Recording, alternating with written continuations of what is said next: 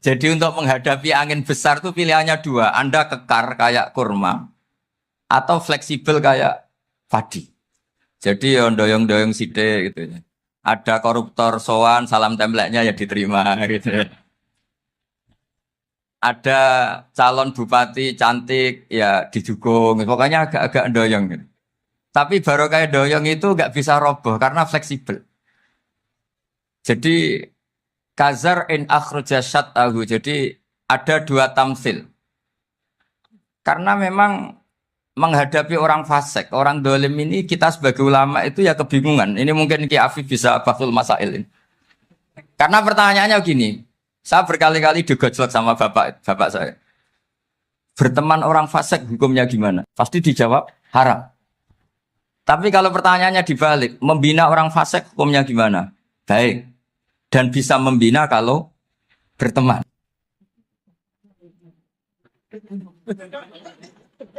Makanya Gus Azaim pernah bikin seni deh, muktamar seni. Anggap saja madhabnya seperti itu. Gitu. Jadi ya agak doyong-doyong sedikit. Masa ketop berteman orang yang macam-macam. Tapi itu fleksibel. Nyatanya tetap soleh sampai sekarang gitu. Itu berarti itu ya. Ya gitu kata Mbak Mun itu. Jadi untuk menahan angin yang besar pilihannya hanya dua. Anda kokoh kayak pohon kurma atau fleksibel kayak padi. Nah, Islam Indonesia kata Mbah Mun itu pari wae katanya, padi. Jadi ungkapan-ungkapan para masyayikh ini penting karena khazanah yang saya baca. Saya berkali-kali cerita ini dalam kitab Khilyatul Auliya.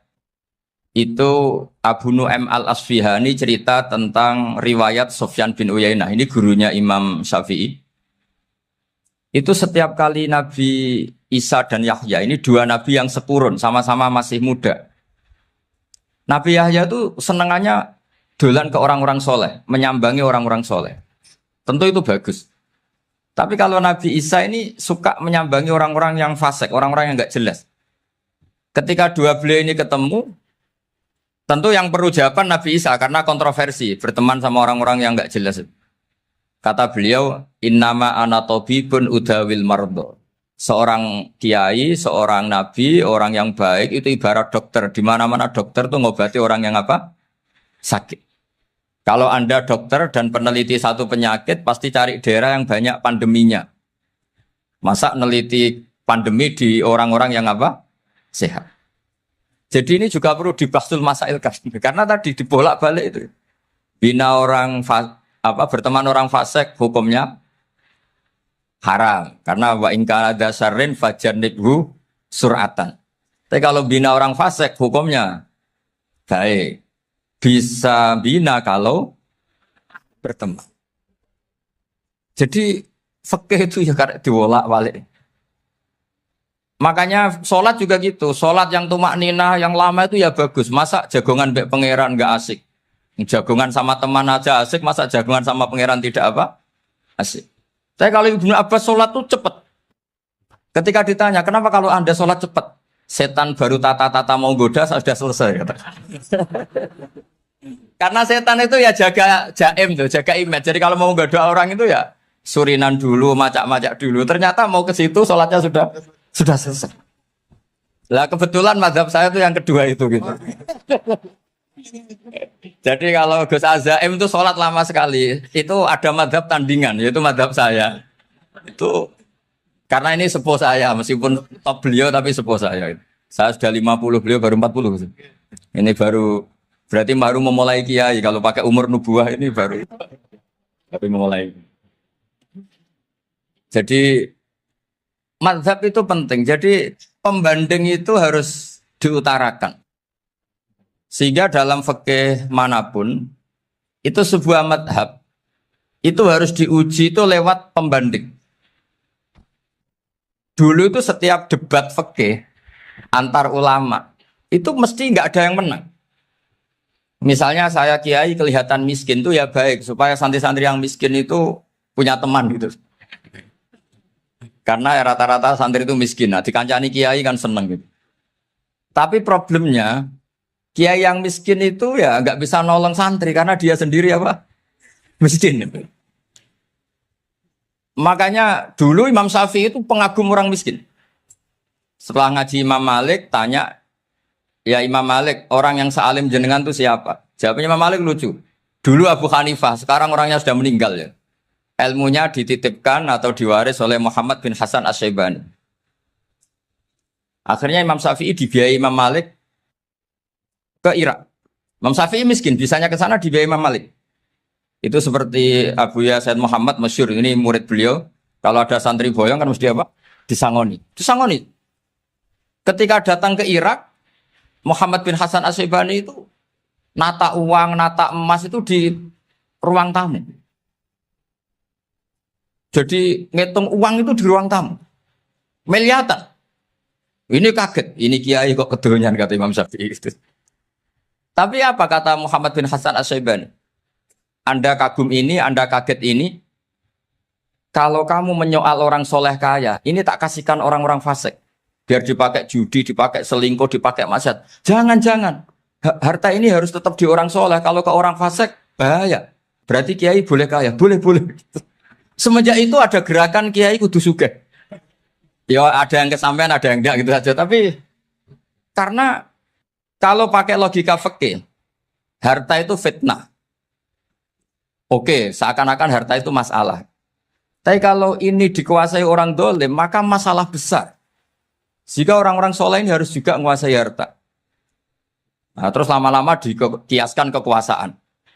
Kalau yang kuasain orang fasik, orang tidak sholat, ribet. Akhirnya kiai terus dukung, ya akhirnya ikut politik tadi. Nak menawa bupatinya kena diatur gitu. Diatur kon sholat, orang yang sesi proposal, maksudnya diatur keng sholat maksud. Ini cerita-cerita apa logika-logika fikih.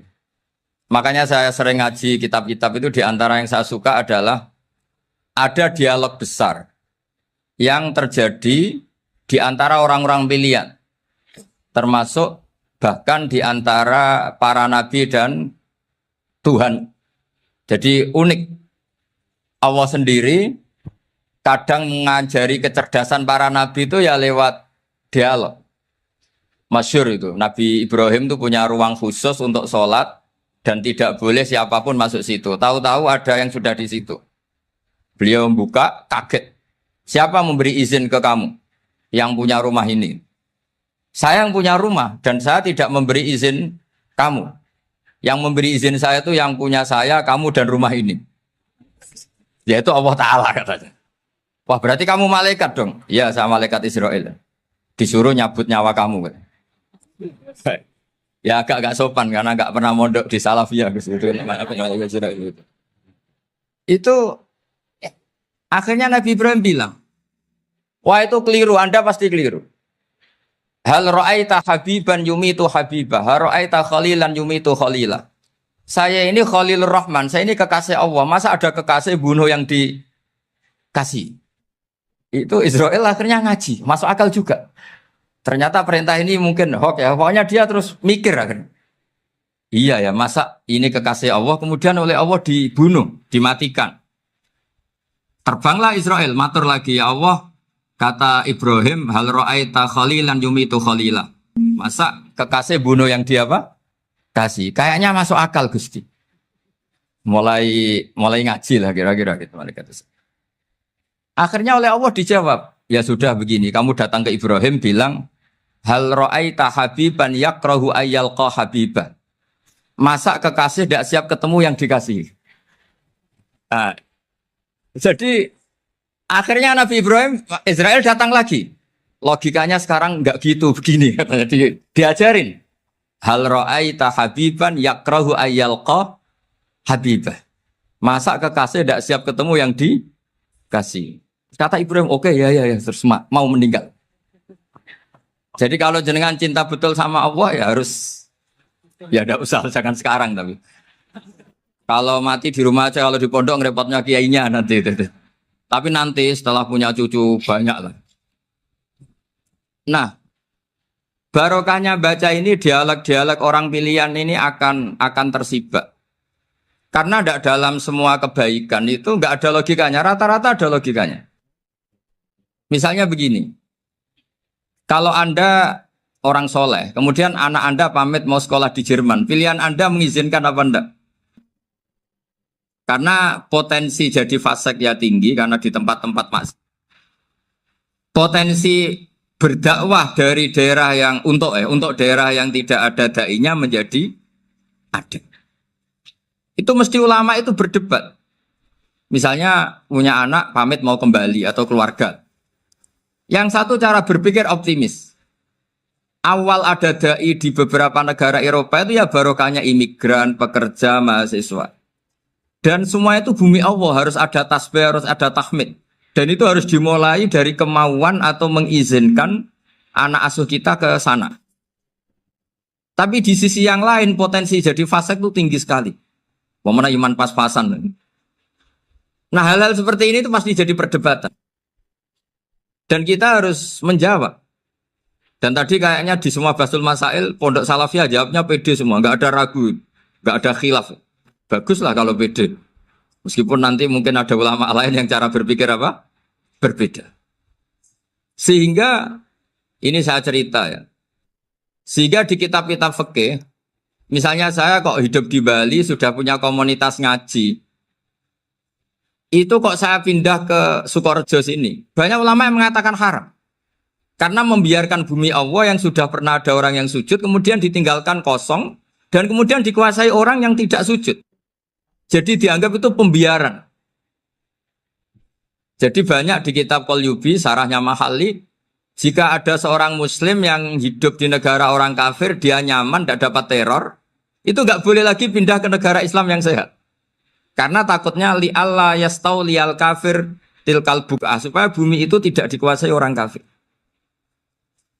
Jadi ini hal-hal yang para fuqaha itu harus berdebat. Karena ini masalah-masalah furu'iyah. Sehingga mulai dulu ya banyak ulama yang nyun sewu berpolitik. Mulai Wali Songo sampai sekarang alhamdulillah yang minat banyak. Mungkin bedanya ikhlas sama tidaknya. Tapi kalau saya pernah dikeluhin utusan dari ya komunitas. Islam Indonesia itu dulu itu ceritanya banyak yang dari Kamboja. Kalau dulu orang cerita itu orang Cempa. Itu setelah di Indonesia besar Wali Songo dan Brawijaya 5 itu sudah mulai oleng, itu singkat cerita mereka berpikir ingin bikin kerajaan apa? Islam di Demak Mintoro dengan raja pertama yaitu Raden Fatah. Karena Raden Fatah ini putra Brawijaya. Padahal setelah jadi kerajaan ini era cucu sudah konflik, berebut kekuasaan. Akhirnya sampai jadi Jipang, jadi Jogja, jadi Solo dan seterusnya. Tapi kata Mbah Mun itu tetap barokah. Karena orang Islam terus terbiasa mimpin. Sekeliru-keliru sidik, sebagai orang Islam biasa mimpin. Sehingga zaman Mbah Hashim ya sudah mimpin Masumi, zaman Ki As'ad pengaruhnya besar. Sampai sekarang Kiai-Kiai pengaruhnya besar. Nah barokahnya Kiai-Kiai pengaruh besar ini sampai moral jadi ukuran. Misalnya sekarang ada calon bupati kok nggak sholat, itu pasti kalah. Jadi sholat itu jadi tolok ukur untuk calon apa? Bupati. Meskipun mungkin punya efek pura-pura sholat, tapi nggak apa-apa lah. Sementing moral ini jadi ukuran. Sementara yang di Thailand, di Patani, itu karena dulu pelajarannya tasawuf, itu orang nggak ambisi mimpin dunia. Tahu-tahu dipimpin. Dan akhirnya nyuwun sewu ya saake Islam-Islam yang dulu terlalu tasawuf. Karena nggak punya pengalaman memimpin, akhirnya lazimnya konsekuensinya hanya dipimpin. Tapi Islam Indonesia beda. Karena kulino mimpin, itu akhirnya dari orang Islam biasa menjadi Islam yang sholat, sampai Islam yang bisa ngaji itu bisa mimpin negara. Tentu yang paling populer dimulai Gus Dur. Jadi ini sesuatu yang barokahnya istihad para kiai, sementing Islam kulino mimpin.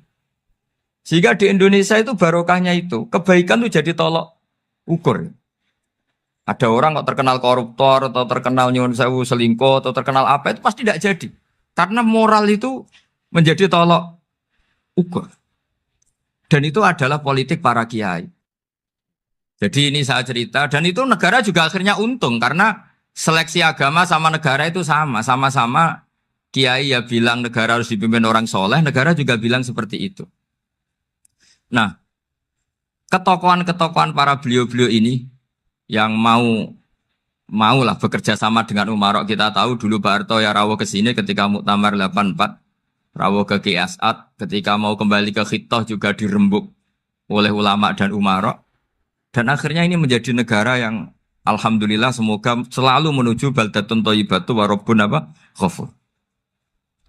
Nah, kemudian di sini saya tabarruk dengan Said Muhammad, gurunya Kiai Haji Azaim. Saya mau cerita tentang amaliyah tadi. Saya sebetulnya nggak niat bacakan bab itu, gara-gara ada khataman jumlahnya banyak, saya jadi pusing. Ini panitianya tanya, khatam betul apa enggak? Iya, Gus, khatam betul. Tapi kayaknya saya tidak yakin itu. Karena saya ini kan dari pondok tahfidz itu. Biasanya anak khataman itu ya rodok bodoni itu loh.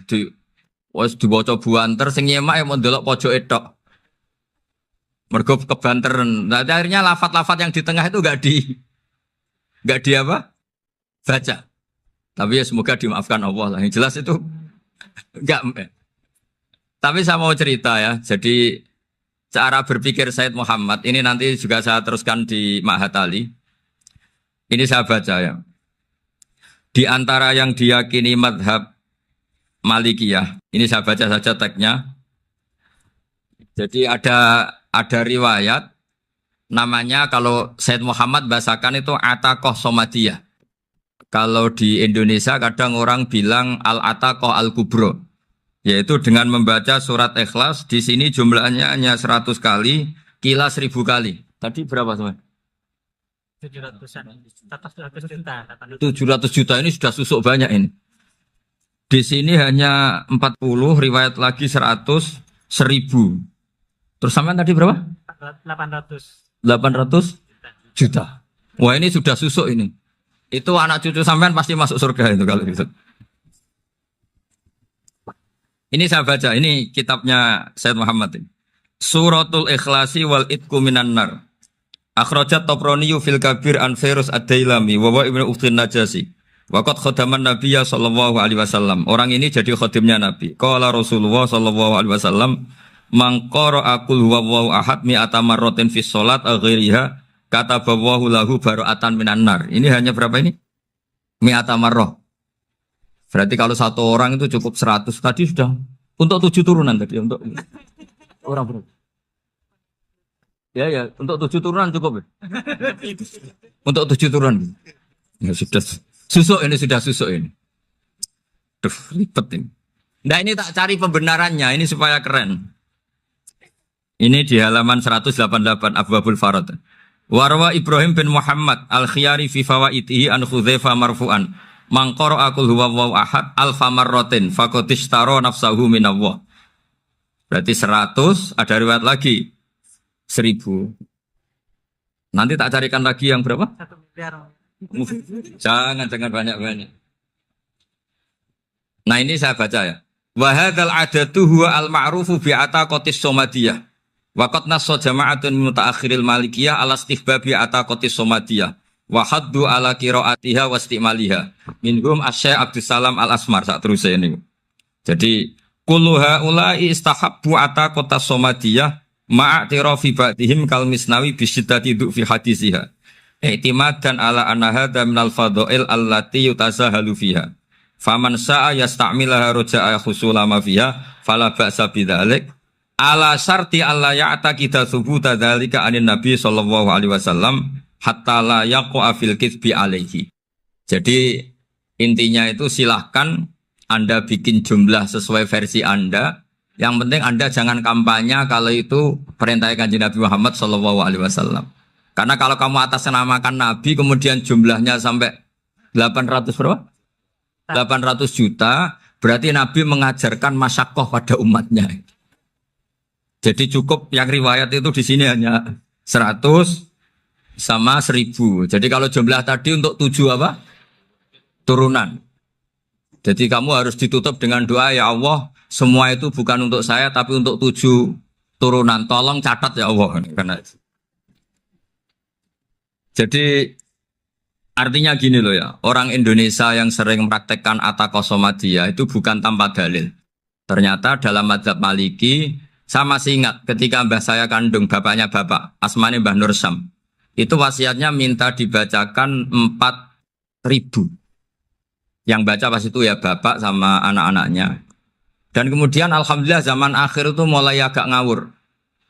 Kalau ada acara itu wong liya kon maca anake mlebu metu gak melok maca. Itu keliru, saya jamin itu keliru. Saya sering kalau mimpin di rumah, kalau yasinan di tonggo-tonggo kok anaknya gak maca saya keluar. Bapakmu wong liya kon maca kata saya. Jadi itu menurut saya itu yang jelas saya sampai ngisi begini. Yang ada riwayatnya itu idza mata ibnu adam min qata amaluhu illa min salasin shadaqatin jariyah au ilmin yuntafa'u bi awaladin sholihin yatullah. Itu tidak ada di hadis au kiyayin sholihin yatullah. Yang ada itu awaladin apa?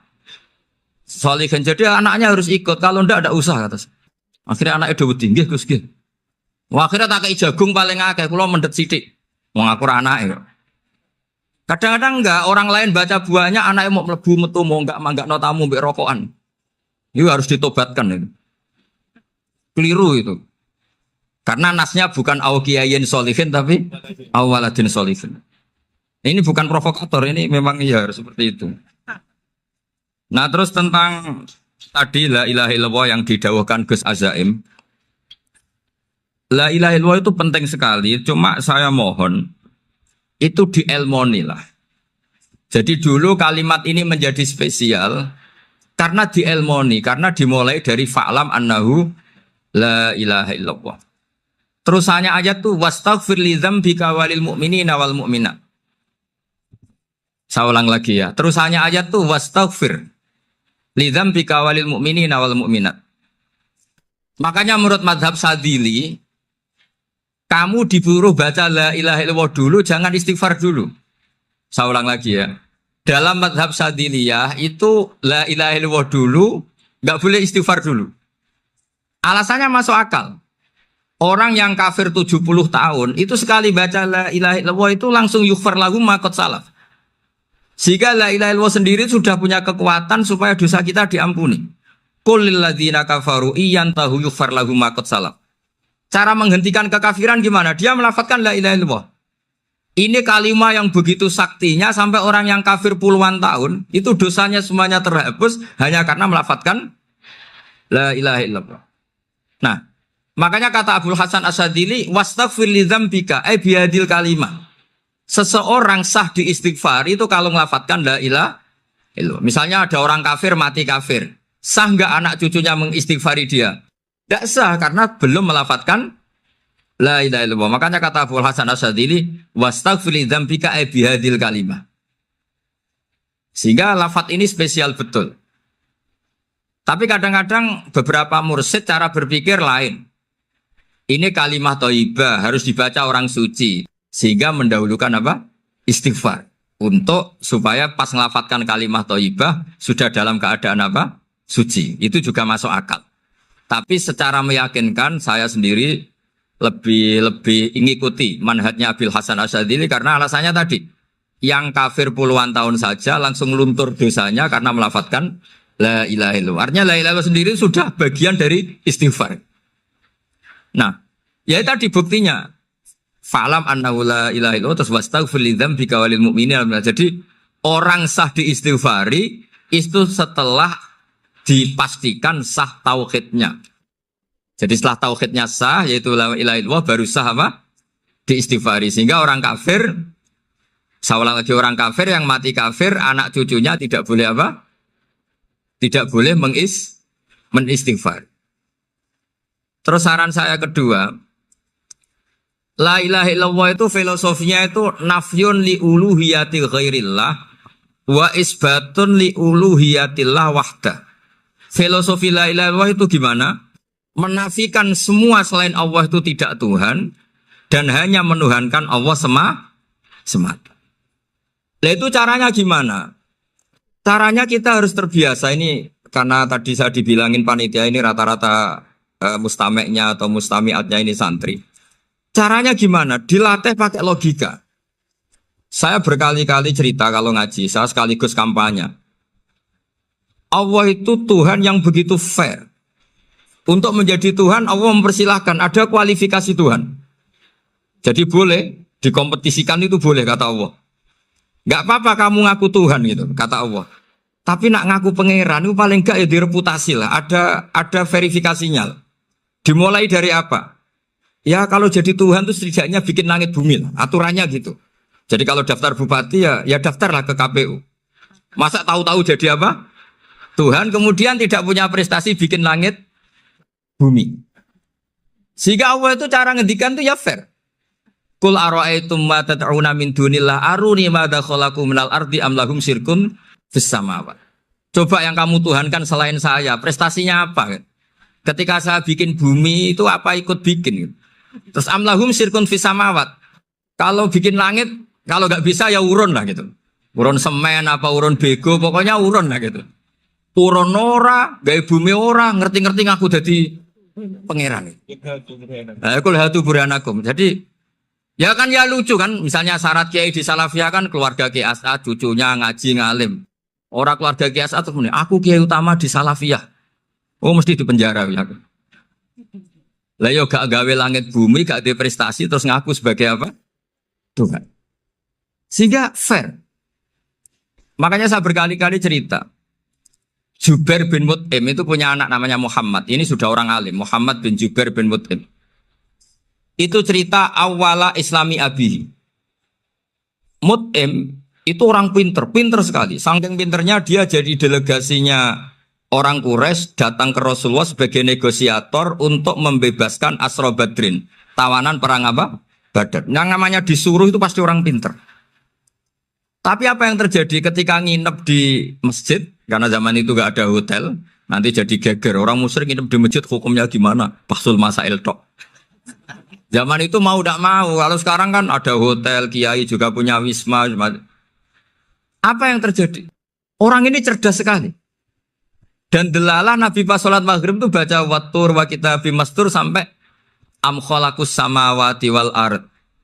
Ya kalau kamu jadi Tuhan ya setidaknya menciptakan langit bumi lah.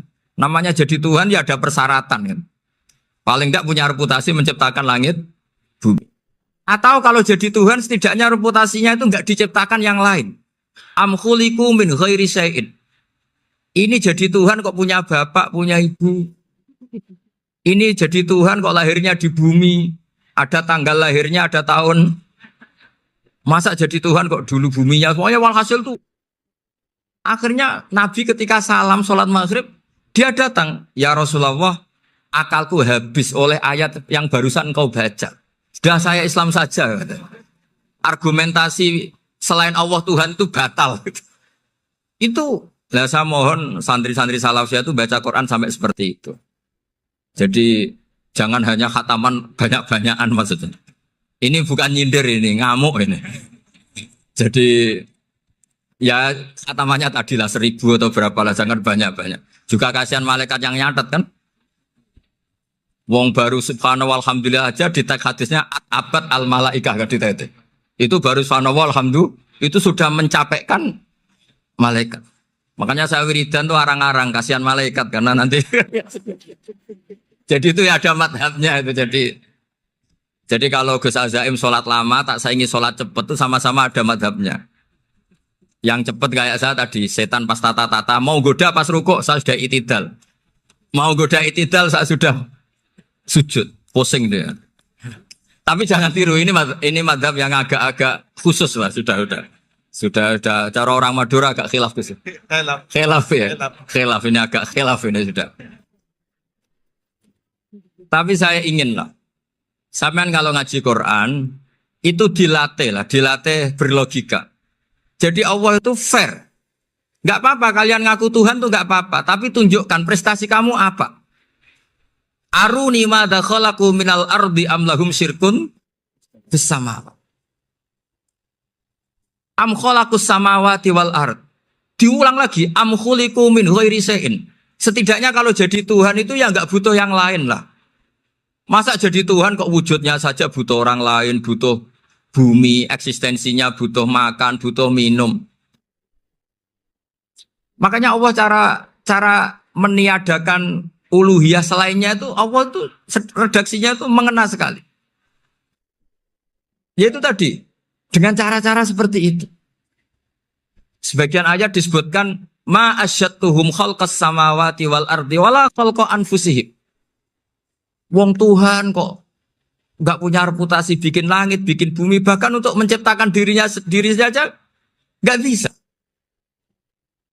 Ya sudahlah, kamu nggak usah ngaku Tuhan, nggak level kata tahu gitu. Akhirnya terus ditemukan Tuhan yang sejati, yaitu wal awwalu wal akhiru wal zahiru wal batin. Nah, itu yang Mut'im ini tadi termasuk orang yang sangat cerdas sekali. Padahal itu bacanya bukan pas basul masail, enggak. Nabi pas sholat maghrib. Juga bukan pas ceramah, enggak. Tapi itu didengarkan. Makanya termasuk ini spesial untuk hormat saya kepada Ki As'ad. Makanya saya ini kalau mentasjek santri-santri, ini agak sensitif, tapi sudah saya tidak perlu takut fitnah. Saya termasuk kenapa saya ingin jadi ahli tafsir, tentu yang membentuk itu Mbah Maimun dan bapak saya. Bapak saya itu hafal Quran kayak hafal Fatihah. Saking senangnya Quran itu. Mungkin bisa kamu saingi itu. Itu adalah orang kafir itu bisa paham Quran. Itu sangat menyinggung saya. Orang kafir itu bisa paham Quran. Ketika Umar Islam itu karena mendengar apa coba? Mendengar apa? Quran. Dan itu masih kafir apa sudah Islam? Masih kafir karena kalimat-kalimat yang di Quran itu begitu jelas wal kitabil mubin sehingga didengarkan orang kafir pun tuh ngefek. Makanya ketika Umar datang ke saudari putrinya kemudian dengar Toha ma anzalna alaikal Quran apa? Litasqa, itu dia terus iman. Begitu juga Mut'im. Itu ketika dengar Nabi baca surat At-Tur ya langsung iman. Makanya kata Ibnu Jarir At-Tabari, kamu jangan pernah bilang gini, syaratnya paham Quran itu harus alim, harus gini. Lah nanti berarti orang kafir punya alasan di depan Allah, ya Allah, engkau ngandani kami dengan Quran yang nggak bisa difahami kecuali alim dulu. Lah saya alim gimana? Nggak pernah mondok. Mondok gimana? Saya kafir. Jadi artinya gini loh, kata Ibnu Jarir At-Tabari, Allah tidak mungkin mengatakan gini. Ifhamil Quran bima la fahmalaka. Quran itu harus kamu fahami. Sementara orang kafir karena lafadznya Quran khusus gak bisa memahami. Makanya Quran itu dibaca. Itu banyak orang kafir yang menjadi muslim karena mendengar apa? Al-Quran. Padahal kafir. Nah termasuk tadi Muhammad bin Jubair bin Mut'im ini itu menjadi Islam ya, karena mendengar Quran. Padahal dia saat itu masih apa? Kafir. Karena tadi logika misalnya nggak paham secara lafadz Arab. Sekarang misalnya nyuwun sewu ada orang ateis. Saya pernah didatangi seorang ateis yang nggak percaya Tuhan. Saya mau Islam Pak Ba, asal Anda bisa menjelaskan Tuhan itu siapa. Coba Quran dibaca secara makna, tidak secara lafadz tapi secara makna. Begini misalnya, ada orang ateis datang ke saya, Pak, saya mau Islam, asal Anda bisa menjelaskan Tuhan itu siapa. Terus saya tanya, ini ngajak goblok-goblokan apa pinter-pinteran, kata saya. Terus dia jawab, ngajak pinter-pinteran Pak, saya ini doktor katanya. Maksudnya di akademiknya dia doktor, mungkin jurusan matematika atau apa, tapi di ketuhanannya jeblok. Terus tak tanya, kalau ini ada kertas, kamu suka ada rumusnya apa suka ada? Ya suka ada rumusnya. Kenapa ada kertas? Ya karena ada yang bikin. Nah kira-kira berstatus membikin atau membuat itu sesuatunya maujud apa enggak? Ya pasti maujud lah, pasti ada. Ya sudah, anggap Tuhan itu adalah sebab dari semua yang ada. Masa alam yang seperti ini, langit dan bumi ini maujudat, kemudian kamu katakan kholaqohal adam, bahwa alam raya yang maujud ini diciptakan oleh ketiadaan. Iya juga, berarti Tuhan itu ya. Ya itu yang namanya Tuhan. Lah mulai dulu kiai-kiai ngomong gitu kan saya Islam katanya. Jadi kiai-kiai itu kadang-kadang kalau dakwah pokoknya KBU digawe Tuhan. Beda dengan dakwanya orang-orang mantek. Orang-orang mantek itu kan nggak pernah nyebut Allah. Ini alam khawadis, labudamin muhdis. Meskipun mereka, nah muhdis ini menurut Islam namanya Allah, tapi sebetulnya kan nggak langsung bilang Allah. Jadi tak kasih tahu, alam raya ini maujud nggak? Ya maujud Pak. Bisa nggak sesuatu yang nggak ada menjadi faktor wujudnya yang ada? Ya nggak bisa, namanya nggak ada itu nggak bisa jadi faktor. Nah itu hebatnya ulama-ulama kita ketika mengenalkan Allah itu siapa? Zat yang wajibil wujud. Jadi kita ini kalah pinter be ulama-ulama dulu. Ya alhamdulillah kalahnya sama ulama dulu. Kalau kalah sama ulama sekarang isin lah. Jadi ulama dulu sudah pinter. Pasti pertanyaan dasar manusia, hadil maujudat tuh man khalaqaha, siapa yang menciptakan? Kalau kamu langsung jawab Allah atau Tuhan, mereka pasti tidak nerima. Ya jawab saja, hadil maujudat mesti khalaqaha maujudun. Nah berhubung maujud ini berstatus pencipta, harus super. Nah super ini oleh ulama disebut wajibul wujud atau musabbibul asbab. Yang oleh Islam dinamai Allah. Tapi kita langsung ngomong Allah, ya mesti aja bingungkan kan bagi yang bingung maksudnya. Ya saya mohonlah kalimat-kalimat la ilaha illallah itu diamatilah, diresapi sampai seperti penjelasan saya ini, sehingga punya kualitas ilmu. Karena syaratnya memang fa'lam, harus punya kualitas apa? Ilmu. Ilmu itu apa? Ma'rifatus syai' ala ma huwa alaih. Mengenal sesuatu sesuai detail-detail sifatnya sesuatu itu. Misalnya kalau Allah sudah jadi Tuhan, ya harusnya qabla kulli syai'. Masa Tuhan sama yang dituhani wujudnya dulu yang dituhani. Ditemukanlah sifat awal atau qadim. Makanya benar Gus Azaim tadi, kalau sudah bertauhid harus hafal akidah berapa khamsin. Dimulai apa? Wujud. Kenapa harus dikatakan wujud? Karena alam raya ini kadung maujudan. Hadhil alam maujudun. Masa maujudun khalaqahul adam? Masa maujudat khalaqahul adam? Nah itu yang disebut am khuliqu min ghairi syai'in am humul khaliqun. Jadi saya mohon semohon-mohonnya, cobalah tradisi-tradisi lihat baru ayat ini dihidupkan lagi, sehingga kita baca Quran itu sekaligus menjadi orang yang sangat argumentatif. Karena Quran adalah kul falillahil hujjatul baligh. Dilatih. Jangan bosan dilatih. Makanya kalau saya baca ayat-ayat seperti itu, cek fair Allah. Fair betul.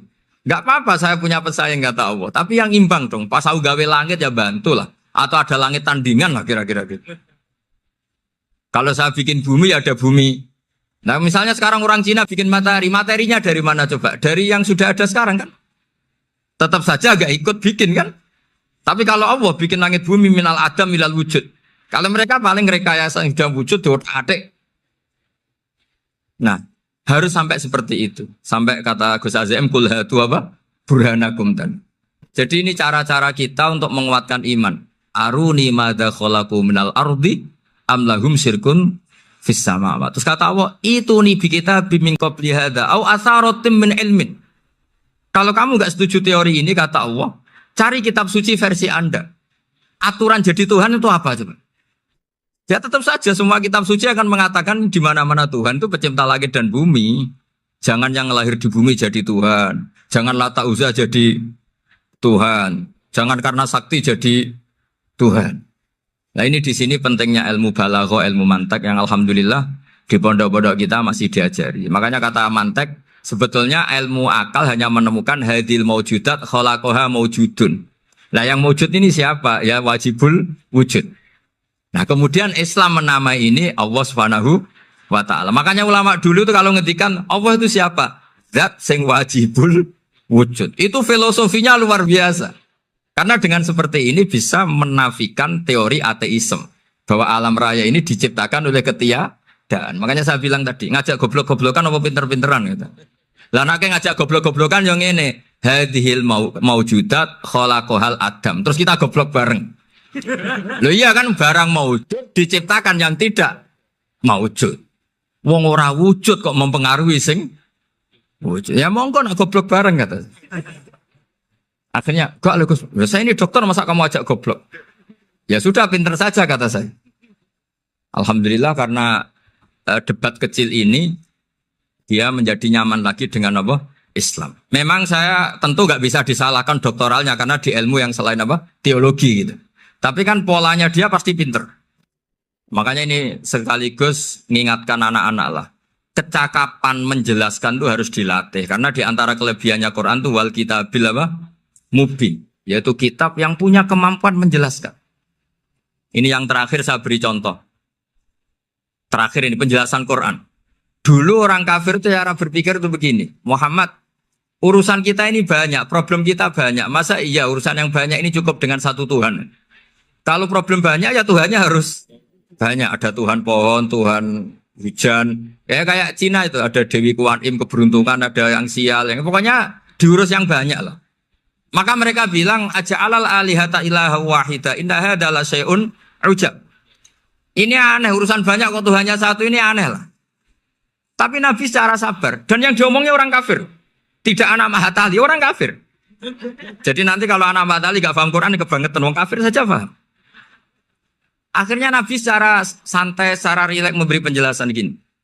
Kalau Anda menjadi buruh, kalau orang Arab dulu bilang abdan.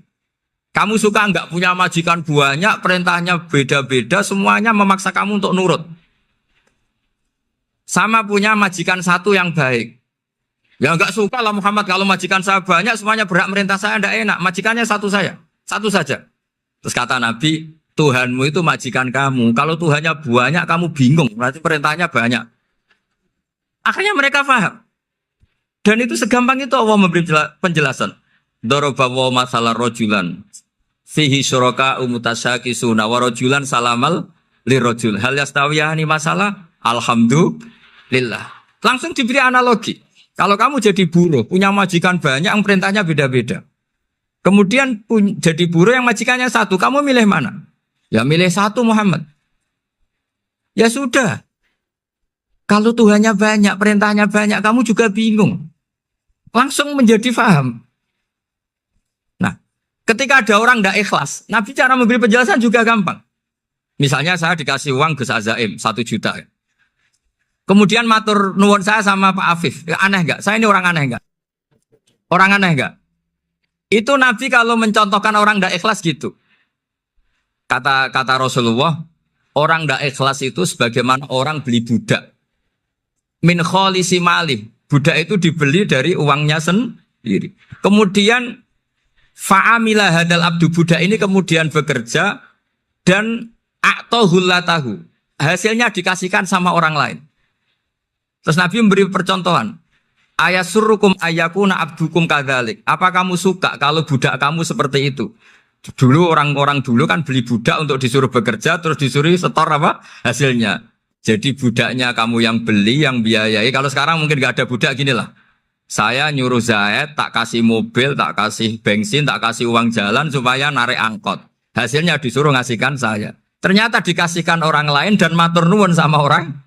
Kamu suka punya budak seperti itu? Ya tidak suka ya Rasulullah. Ya ibaratnya seperti itu. Bumi yang bikin Allah, nyawa kamu yang bikin Allah, semua fasilitas dari Allah. Kemudian kamu menyembah selain Allah. Segampang itu. Dan Nabi telaten sampai dulu yang mayoritas orang kafir menjadi mayoritas Muslim. Dan semuanya tanpa paksaan. La ikroha fiddin. Karena qad tabayyana rusdu minal ghayy. Nah, cara tabayana gimana? Yaitu punya kemampuan menjelaskan. Wal kitabil apa? Mubin. Ini makanya saya mohon lah. Ini saya mohon semohon-mohonnya anak-anak ini kan kader-kadernya Mbak Samsul Arifin, Mbak As'ad, Gus Fawaid, sekarang Gus Azaim, semuanya harus punya kemampuan wal kitabil apa? Mubin. Sehingga di antara sifatnya Nabi itu fatonah, punya kecerdasan. Nabi itu gak pernah debat kalah. Itu meskipun sudah terdesak gak pernah kalah. Pernah Nabi itu ngendikan la'adwa walati orata. Tidak ada penyakit menular. Ada orang yang mungkin kurang suka iseng. Ada onta yang sudah gudiken dijejerno sama yang waras. Ternyata yang waras jadi gudiken. Akhirnya Nabi diundang lah kira-kira gitu. Ya Rasulullah kata engkau gak ada penyakit menular. Tapi ini onta yang gak gudiken tak jejerkan yang gudiken ikut gudiken. Berarti kan menular. Nabi santai jawab. Faman jarrobal awal. Lalu yang pertama gudiken ketularan siapa katanya. Wah kalau ini asli Nabi. Ya sudah seperti itu.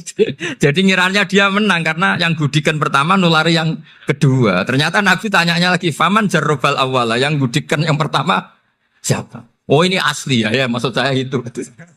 Jadi Nabi itu gak pernah kalah. Karena Nabi punya apa? Fatona. Jadi saya mohon, ya tadi makanya ini efeknya tuh khatamannya gak boleh banyak-banyak ya. Maksud saya kalau musim khataman ya gak apa-apa, khataman banyak-banyak. Tapi kalau gak musim khataman ya musim-musim tadabbur gitu. Tapi kalau ini musim khataman ya monggo lah. Cuma saya kok kasihan malaikatnya tadi itu.